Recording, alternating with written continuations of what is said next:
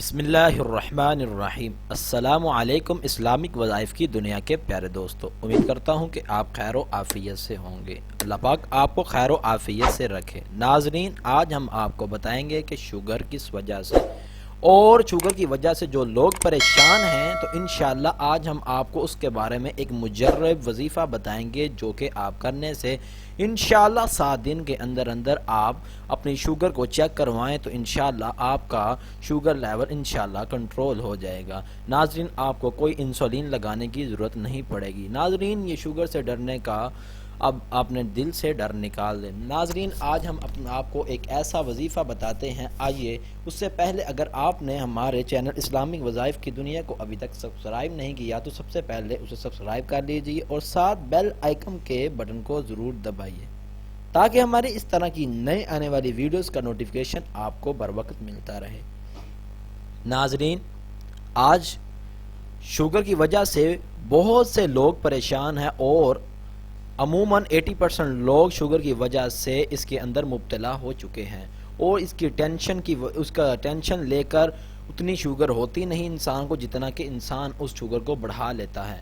नाज़रीन, आज हम आपको इस शुगर के बारे में एक ऐसा वजीफ़ा बताएंगे जिसे आपने करना है तो इंशाअल्लाह आपकी तमाम तर जो शुगर की बीमारियां हैं ख़त्म हो जाएंगी। नाज़रीन, आपने करना क्या है, आपने 7 मरतबा दरूद शरीफ को पढ़ना है और उसके साथ 1 मरतबा सूरत यासीन दिन में किसी भी वक्त आप पढ़ सकते हैं। नाज़रीन, दरूद शरीफ का लाजमी इसलिए हम रखते हैं क्योंकि दरूद शरीफ की अहमियत बहुत ज़्यादा है, क्योंकि अल्लाह पाक और उसके फरिश्ते आप सल्लल्लाहु अलैहि वसल्लम पर दरूद भेजते हैं और अल्लाह पाक कहते हैं कि ए मोमिनो, तुम भी अपने नबी पर दरूद भेजा करो।